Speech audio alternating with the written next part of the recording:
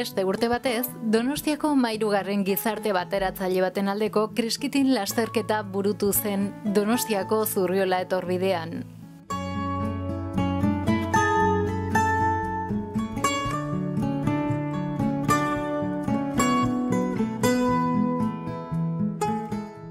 Antes de comenzar la tradicional carrera, las personas afiliadas a la ONCE celebraron el acto central, en el cubo pequeño.